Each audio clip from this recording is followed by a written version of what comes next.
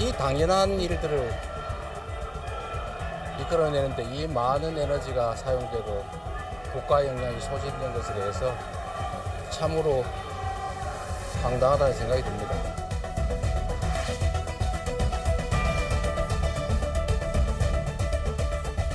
국민 대다수가 불안감을 호소하고 국론 분열로 대한민국 공동체의 기반이 흔들리는 상황이 계속되는 것을 정상적인 헌정 질서라 할 수 없습니다.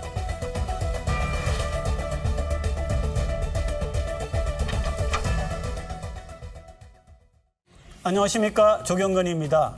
시사 포커스인 오늘은 윤 대통령 단핵 선고가 늦어지는 배경, 이재명 대표의 2심 선고 결과, 조기 대선 등 분석해 봅니다.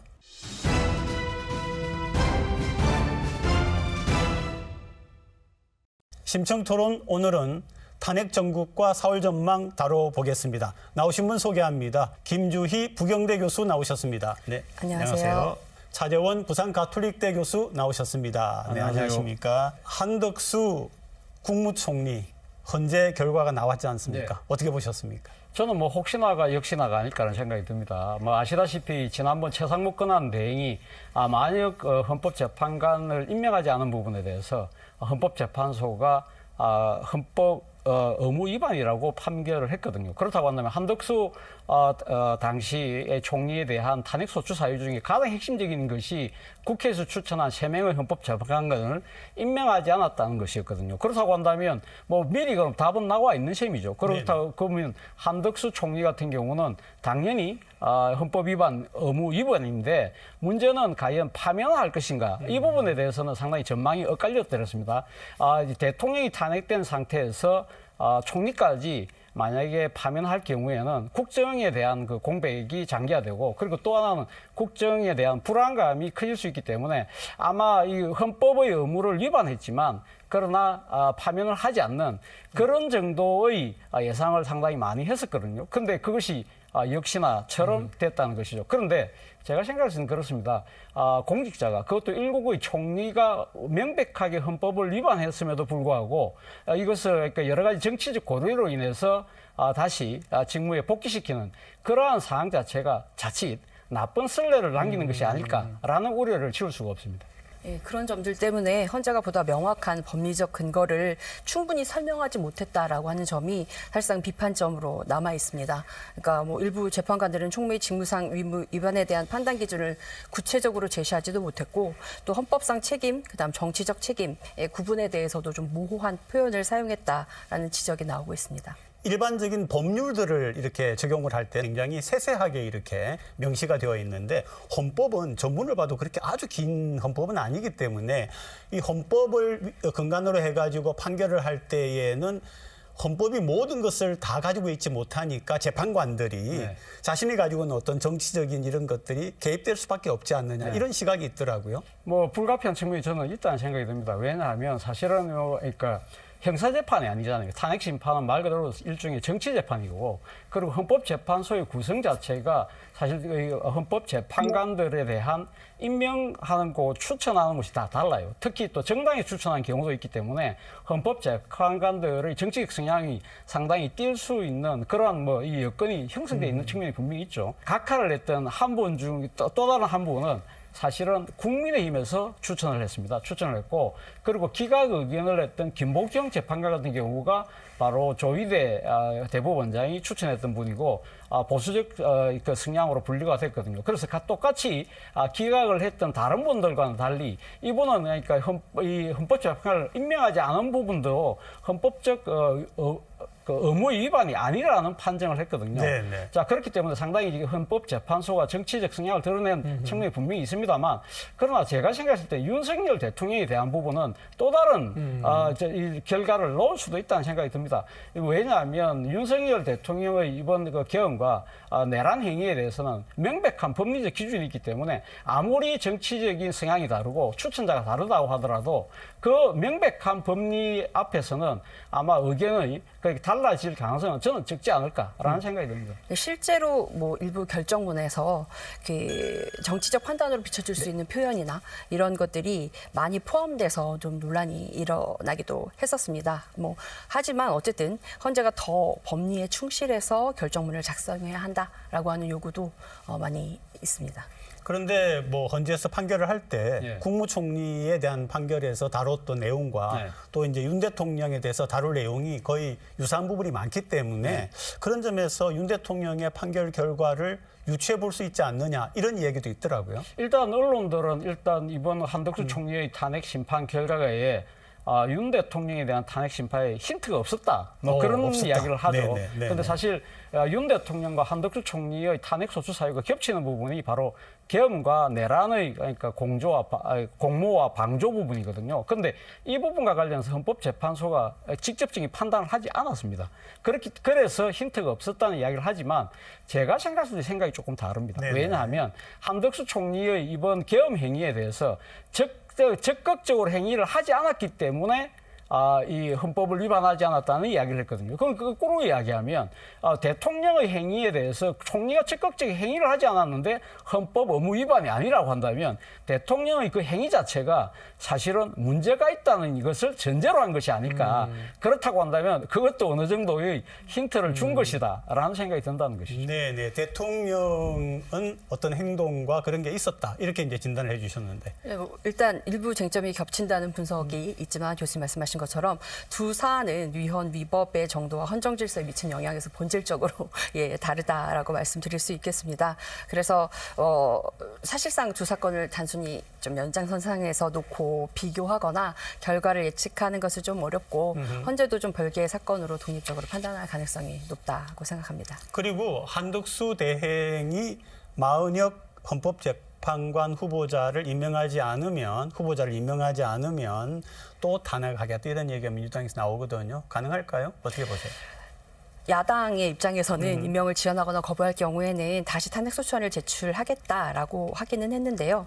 이게 뭐 헌재 구성의 지연이 실질적으로 장기화되면서 장기적인 중요한 결정을 내리거나 뭐 정족수나 절차적 정당성에 의문이 생길 수 있다라고 하는 점에서 좀 정치적 부담이 커지고 있습니다. 그래서 임명 여부는 좀 단순한 정무적인 판단을 넘어서 헌정 안정성과도 직결되는 문제이기 때문에 이제 이 부분은 적절히 알아서 결정할 거라 생각을 합니다. 한덕수 총리 입장에서는 뭐 마은혁 재판관을 임명하지 않는다고 하더라도 이분이 그 직무가 지금 파면에 이르지 않았잖아요. 그렇다고 한다면 사실상 한덕수 총리에게 미임명에 대한 면허증을 준 거나 마찬가지이기 때문에 굳이 임명할 이유가 없다는 생각이 들고 그리고 특히 마은혁 재판관은 민주당이 추천했던 분이잖아요. 그렇다고 한다면 정부와 그리고 지금 윤 대통령 측, 더 국민의힘의 입장에서는 마은혁 재판관이 헌법재판소에 지금 현재 합류하는 것은 마뜩찮아 수밖에 없는 그런 일이라고 한다면 한덕수 총리 입장에서는 더 안 하겠죠. 그리고 특히 민주당에서는 한덕수 총리에 대해서 탄핵 운운하고 있지만 실제 그럴 수 있을까? 아마 이 한덕수 총리는 그런 생각하지 않을까요? 어차피 탄핵한다 하더라도 또 기각될 건데 그럴 경우에는 사실 민주당의 정치 부담이 클 수밖에 없다는 판단을 한덕수 총리가 할 수밖에 없잖아요. 그렇다고 한다면 한덕수 총리 입장에서는 마은혁 재판관을 저는 임명할 가능성이 거의 없다. 다만 이 윤 대통령에 대한 탄핵 결과가 나중에 나오고 난 뒤 그것이 인용이 됐을 경우에 그 뒤에도 계속 대통령 권한 대응으로 남아있을 수밖에 없잖아요. 그럴 경우에는 아마 마은혁 재판관을 아마 임명하는 그런 조치로 가지 않을까라는 생각이 듭니다. 네, 그러고요. 윤 대통령 탄핵 심판 선고가 계속 늦어지고 있잖아요. 민주당에서는 보이지 않는 손이 작동하고 있다 이렇게 언급을 했고 또 한편에서는 재판관 사이의 의견이 잘 일치되지 않는다 이렇게 말하는데 어떻게 보고 계세요? 일단 뭐 가장 큰 이유는 내부 재판관들 사이의 의견 조율 그리고 판심문 작성 과정이 복잡하다라고 하는 점을 뭐 누구나 들고 있는 상황이기도 하고요. 또 사건의 성격상 단순한 위법 여부를 이렇게 넘어서 헌정 질서, 그다음 통치 구조에 미치는 영향이 실질적으로 굉장히 크기 때문에 때문에 시간이 더 걸릴 수밖에 없다라고 생각을 합니다. 근데 뭐 일부에서는 헌재가 너무 과도하게 정치적인 고려를 하는 것이 아니냐라는 우려가 제기되고 있기 때문에 좀 신속하고 투명한 절차 진행이 부족하다는 비판이 나오는 만큼 좀 헌재 스스로도 신뢰 회복을 위해서 좀 빠르게 결정해야 할 필요가 있을 것 같습니다. 차 교수님, 보이지 않는 손도 약간 설명해 주시면서 의견을 좀 밝혀주시죠. 저는 민주당이 보이지 않는 손 이야기는 뭐 민주당 그나름의 일종의 내피셜이 아닐까 하는 생각이 듭니다. 왜냐하면 사실 보이지 않는 손을 주장했던 민주당 의원들의 논리가 뭐냐면 결국 보이지 않는 손이 사법부가 윤 대통령도 탄핵 인용을 가는데 그 앞서서 이재명 대표도 이번에 사법적으로 그러니까 정치적으로 완전히 좀 소위 속된 표현으로 보낸다. 그런 식으로 일종 보이지 않는 손들이 작동한다고 그랬는데 결과가 우리가 알잖아요. 2심에서 그러니까 선법 2심에서 이재명 대표가 무죄를 받았거든요. 그렇다고 한다면 민주당이 이야기하는 그 지금 윤석열과 이재명 두 사람이 동시에 이 정치적으로 어떤 식으로 이렇게 생명을 끝내는 그런 식의 전제 자체가 깨져 버렸거든요. 그렇기 때문에 제가 생각할 때 그 말이 안 되는 이야기를 한 거고 제가 생각할 때는 그렇습니다. 이 탄핵 대통령 탄핵에 대해서 지금 선고가 지연되는 이유는 저는 아마 기각이나 인용 부분에 대해서 그런 문제의 그러니까 그런 결론 부분에서의 차이보다는 이 5가지의 소추 사유에 대해서 나름대로는 각자의 의견들이 다 다를 수가 있다. 그 부분을 정리하는 데 있어서 시간이 좀 걸리는 것이 아닐까. 왜냐하면 특히 윤 대통령이 탄핵 심판과 관련해서 절차적 하자를 이야기하시는 분들이 워낙 많기 때문에 이 총론은 모아졌다고 하더라도 강론에 있어서 개별적인 의견을 깔끔하게 정리해야 이 결과에 대한 수용성을 높일 수 있다고 판단하기 때문에 그렇지 않을까라고 짐작합니다. 결국 선고가 4월 4일 혹은 11일에는 나올 거다라고 예측하고 있습니다. 어떻게 보세요?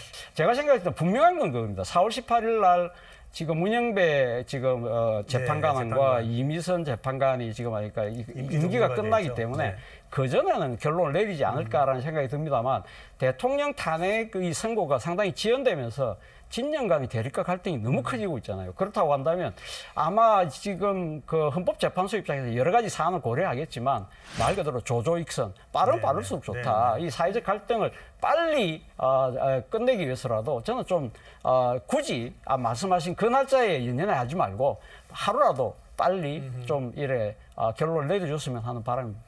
차 교수님이 하루라도 빨리 결론을 내려야 정상적인 생활로 돌아간다 하는데 지금 이제 국민들 속에 어떤 염려가 있느냐 하면은요.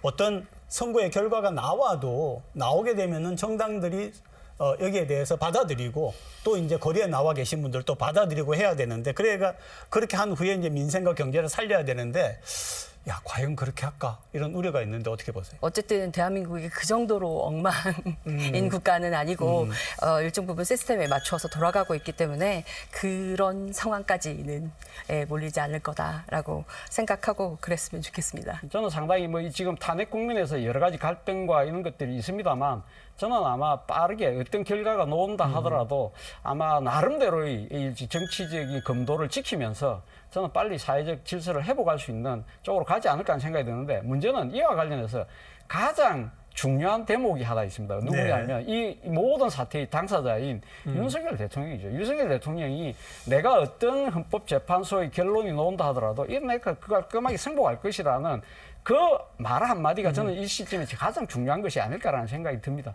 네, 그런데 만약에 지금 이제 말씀을 해주셨는데 윤 대통령이 대통령으로 정상적인 복귀를 하게 되면 제2의 경험을 할 수도 있다 이런 이야기를 하는데 가능한 얘기인가요? 민주당 얘기죠. 일부 그 민주당뿐만 아니라 이렇게 정치를 평론하고 나름대로 이렇게 진단하시는 분들 적지 않은 수가 만약에 이번에 대통령 탄핵이 기각 동안 각하돼서 직무를 복귀할 경우에는 계엄에 대한 면허증을 준다 이렇게 말씀하시는 분들이 꽤 계십니다. 그렇지만 저는 윤 대통령이 설사 지금 복귀를 해서 그런 생각을 갖고 계신다 하더라도 저는 아마 이번 계엄을 지켜봤던 많은 국민들 더 나아가서는 그 계엄에 직접 뛰어들었던 경찰이나 군이 아마 그 대통령의 명령이라고 해서 무조건 이행할 가능성은 저는 상대적으로 적지 않을까라는 생각이 듭니다.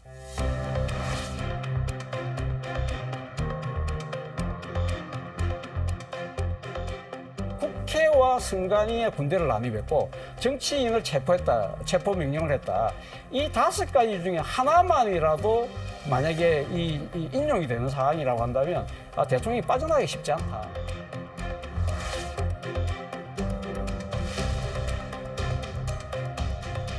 당내 지지 기반이 분산되어 있기 때문에 당을 어떻게 통합하고 그리고 어떻게 이끌어갈 것인가라고 하는 부분이 사실상 결정적으로 중요한 요인이 될 것 같습니다.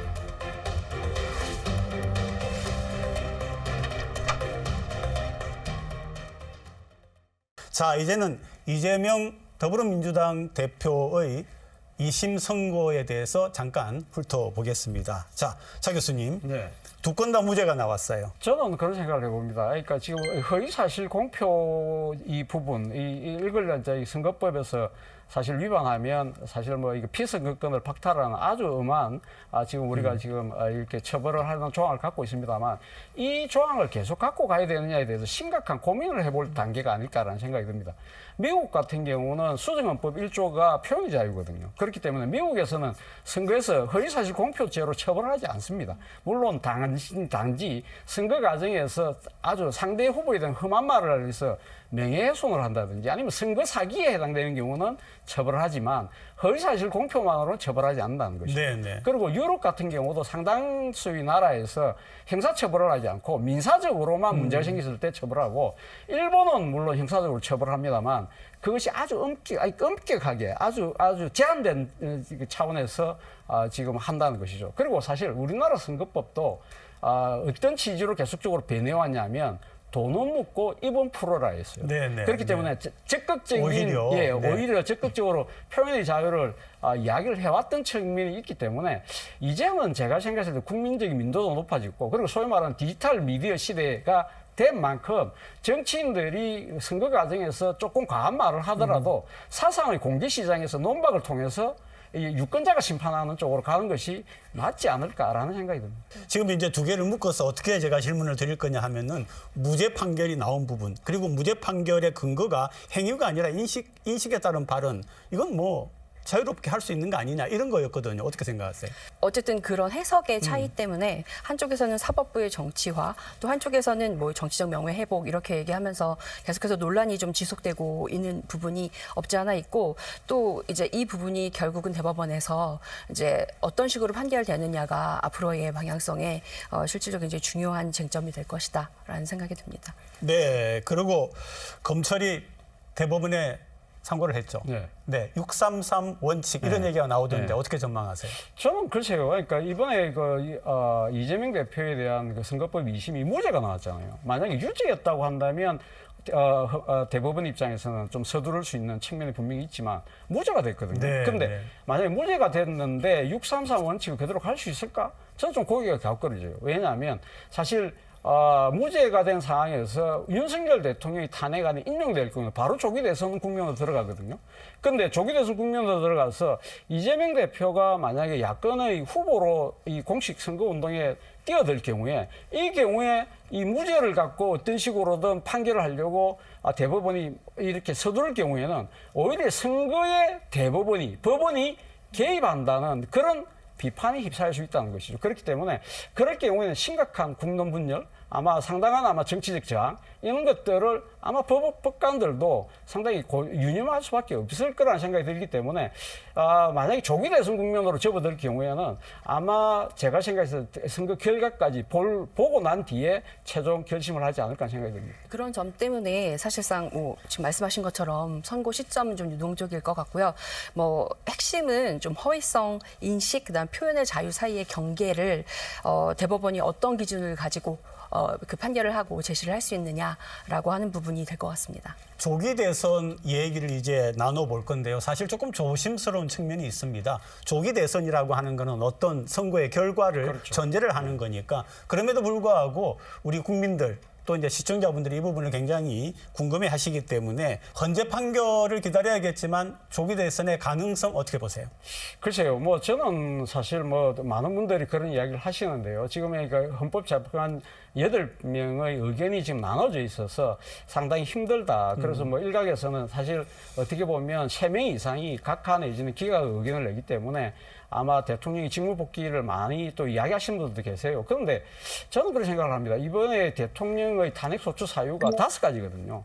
5가지인데 그중에서 하나라도 사실 어길 경우에는 그게 상당히 중요한 헌법의 위반이기 때문에 사실 그 부분에 대해서는 아마 이 8명의 헌법 재판관들이 과연 이 명백한 법리를 벗어난 부분을 그냥 지나칠 수 있을까라는 생각이 든다는 것이죠. 지금 아시겠지만 5가지라는 것이 계엄령의 발동과 절차, 그리고 또 정치 포고령 1호가 정치활동을 금지한 거잖아요. 계엄령 그렇죠. 포고령 1호가 정치활동을 금지한 것이고, 그리고 국회와 선관위의 군대를 남입했고 정치인을 체포했다, 체포 명령을 했다.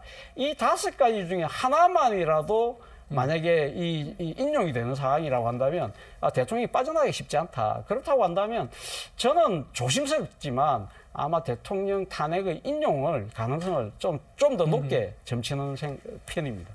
예, 말씀하신 부분이 저쪽으로 맞지만 일단 이 부분에 대해서 판단을 하는 얘기를 들어보면 자기들의 정치적 입장이 일정 부분 들어가서 내 바램대로 이 부분을 좀 판단하고 있는 것 같습니다. 그래서 어쨌든 이 빠르게 이런 혼란이나 이런 불확실성을 좀 해소하기 위해서라도 헌재가 좀 조속히 결정을 내려주기를 바랍니다. 네, 이제는 여야의 후보군에 대해서 한번 살펴보겠습니다. 민주당은 이재명 대표로 후보가 거의 확정되었다라는 이런 분위기가 형성이 되고 있습니다. 비명계에는 후보 주자가 어떻게 될 것 같습니까? 그렇죠. 뭐 비명계에서도 지금 뭐 나름대로 의지를 갖고 계신 분들이 있죠. 소위 말하는 신상김이라고 해서 김동연, 김부겸, 김경수 전 도지사까지 이야기를 하고 있습니다만 이번에 이재명 대표가 선거법 2심에서 무죄를 받았기 때문에 사실상 이재명 대표가 정말 거의 정치적 날개를 다른 것이죠. 그렇기 때문에 뭐 냉정하게 봤을 때는 이재명 대표가 이 지금 야권의 그러니까 민주당의 후보 자리를 그냥 따놓은 당상이 아닐까라는 생각이 듭니다만 다만 하나의 변수는 있습니다. 뭐가 있느냐 하면 조국 혁신당에서 민주당 차원에서의 경선이 아니라 이 지금 이 군소 야당들이 다 들어간 이 지금 야권 전체의 국민 완전 경선제를 하자고 이야기를 하고 있거든요. 이걸 과연 이재명 대표가 받아들일 것이냐의 부분인데 이재명 대표 입장에서도 굳이 안 받아들일 이유도 없을 것 같아요. 왜냐하면 사실 뭐 예를 들면 이 지금 조국혁신당에 조국 대표라는 아주 강력한 또 이렇게 대항마가 있다고 하면 아무 일 고민해 볼 대목이지만 오히려 본인 입장에서는 야권 전체를 통합하는 차원에서 국민 완전 경선으로 치르자고 할 가능성이 크다. 그럴 경우에는 좀 더 이 뭐 변수가 생긴다고는 할 수 있지만 그래도 결과는 크게 바뀌지 않지 않을까라는 생각이 듭니다. 네, 경선을 통해서 정당성을 확보할 수 있기 때문에 어찌됐든 좀 유리한 위치에 있는 이재명 대표는 좀 경선을 통한 확정이 훨씬 더 가능성이 높지 않을까라는 생각이 듭니다. 네, 그리고 이제 국민의힘은 훨씬 좀 복잡해 보이는데요. 제가 한번 이렇게 거론을 해보겠습니다. 지자체에서는 오세훈 서울시장, 홍준표 대구시장, 이제 국회 차원에서는 안철수, 한동훈 또 유승민 전 국회의원도 있고요. 또 김문수 장관도 있습니다. 자, 여권의 대선 후보 어떻게 될까요? 그렇죠. 일단 뭐 지금 나오는 여러 가지가 그러니까 지금 여론조사를 본다고 한다면 김문수 고용노동부 장관이 상당히 압도적으로 지금 앞서는 그런 모양새를 띠고 있습니다만 문제는 김문수 장관이 당내 경선을 통과하더라도 본인이 본선에서의 중도 외연 확장에 대한 한계를 지적하시는 분들이 꽤 많거든요. 그런 부분들을 과연 국민의힘 당원들이 어떻게 판단할 것이냐 문제가 걸려 있는 것 같고, 그리고 이제 두 분의 광역단체장, 오세훈 서울시장 그리고 지금 홍준표 대구시장 같은 경우는 공교롭게도 두 분 다 지금 명태균 리스트에 거론되고 있기 때문에 이 수사의 상황, 이 상황을 봐야 될 것 같고, 특히 오세훈 시장은 이번에 토지거래 허가제를 지난번에 풀었다가 30일 만에 뒤집었거든요. 그런데 토지거래 허가제에 해당 지역의 주민들이 오세훈 시장의 강력한 지지층이라는 겁니다. 그렇기 때문에 상당히 지금 어려운 지경으로 이제 직면해 있는 것 같고, 그리고 안철수 의원 같은 경우는 당내 지금 뿌리를 못 내린 상황에서 과연 경선에서 어떠한 유의미한 결과를 낼 것인가. 그리고 또 하나는 유승민 전 의원 같은 경우는 소위 배신자 프레임을 어떻게 극복할 것인가. 그런 정치적인 숙제를 갖고 있는 것 같습니다. 일단 지금 거론해 주신 모든 분들이 이렇게 분산되어져 있기 때문에 당내 지지 기반이 분산되어 있기 때문에 당을 어떻게 통합하고 그리고 어떻게 이끌어갈 것인가라고 하는 부분이 사실상 결정적으로 중요한 요인이 될 것 같습니다. 네, 이제 두 분께 정치하시는 분들 또 국민 여러분들, 특히 우리 애청해 주신 우리 시청자분들께 당부하고 싶은 얘기 한 말씀씩 듣고 마무리하겠습니다. 김 교수님. 시청자분들께 당부드리고 싶은 말씀은 사실상은 없고요. 헌재가 조금 빠르게 헌재에게. 네, 네. 결정을 해주셨으면 좋겠고 이제 헌재가 빠르게 결정해 주실 것을 믿고 우리 또 시청자 여러분도 마음 놓고 좀 지내실 수 있으면 좋겠습니다. 차 교수님. 정치하신 분들은 항상 유념해야 될 부분은 국민들의 목소리죠. 국민들이 지금 그러니까 길거리에서 다양한 목소리를 내고 있지만 그러나 이 지금 그러니까 그 목소리들을 단순하게 듣는 데 있어서 자신의 정치적인 뭐 입장 내지는 진영의 그런 논리 그런 쪽으로 해서 이 프리즘으로 갖고 보지 마시라. 정말 국민들의 진솔한 목소리를 정말 가슴을 열고 귀를 열고 들으면 제대로 된 민심을 들을 수 있을 것이라는 말씀을 드리고 싶습니다. 네, 오늘 두 분 함께해 주셔서 고맙습니다. 네, 고맙습니다.